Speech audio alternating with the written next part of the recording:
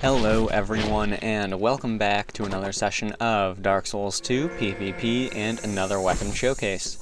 This time I am using the Espada Ropera, and this weapon has been called the new Baldur Side Sword. To be honest, I'm really not seeing it. All I'm seeing is a straight upgrade to the standard rapier. Now, getting started with the weapon, it has a strength requirement of 18 and dexterity of... I said that backwards. A strength requirement of 11 and a dexterity requirement of 18. It has an E scaling in strength and an A in dexterity. The physical base damage at +9 for this weapon is 218, and its attack rating with throwing of blades +2 is 353, so without it that would be an attack rating of 303. The counter strength of the weapon is 140, the poise damage is 10 per hit, and the weight is 2 units. Now, the difference between this and the standard rapier, the physical base damage on this is slightly higher.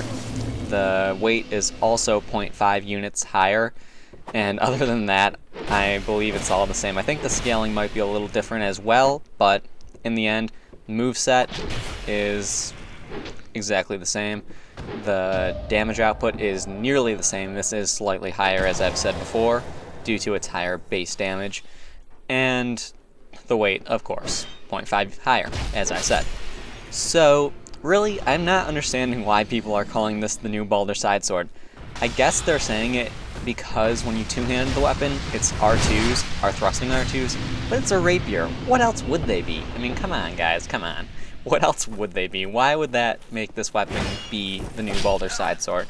Just throwing that out there. I'm not understanding. I'm just not understanding at all. Now, as you can see here, I've switched up my covenants. I am now in the Brotherhood of Blood yet again, and, you know, gotta say, I miss my bell. I do miss my bell quite a bit. The people who I end up invading, even in PvP hotspots, they don't like to accept their loss, which is... It's frustrating, to say the least, when I can make a montage out of people rage quitting and just dashboarding on me. That's how bad it is. At least when I was in the bell, that never happened. Maybe once or twice, but, I mean, whatever. That's a whole nother rant for another time, and I'm getting myself distracted, so sorry about that. The biggest pro of this weapon, I would have to say that the biggest pro of this weapon, in my opinion, is when you're one-handing it, its one-handed R2 is a parry. That's pretty cool, and that can be very useful if, say, you're using a great shield in your right hand, because that way you still have the ability to parry with your weapon when it's one-handed.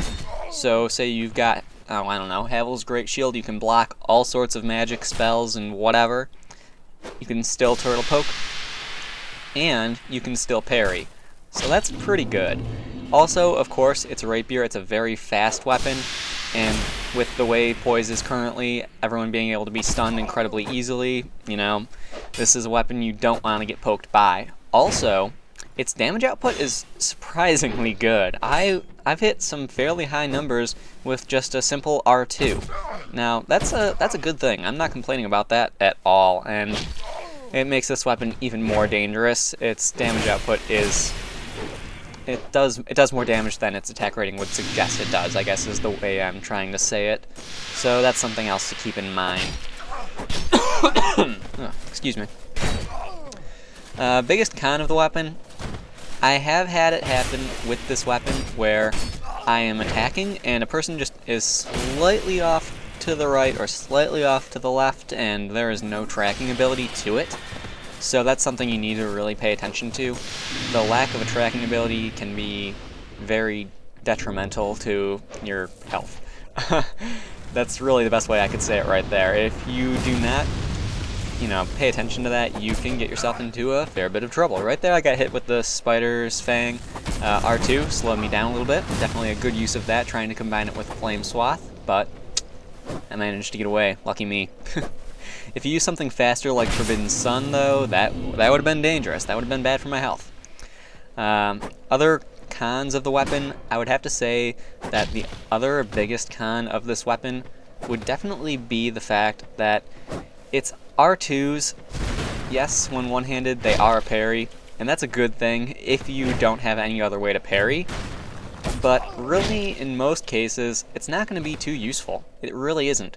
I've parried people a few times with it, but usually, out of habit, I just use my shield. It would be nice if it did have a secondary R2 instead of a parry animation, but, you know, it's really going to depend in that case on your preferences, and mine are towards having another attack instead of a parrying option, simply because I don't use a great shield. If I used a great shield, I'd probably feel differently, but again, that's just my opinion right there, and that can go either way as far as being a pro or a con. So anyway, this is the last fight. I hope you guys enjoyed the video, found it helpful in one way or another. Please like, subscribe, and all that good stuff, and I will see you guys next time.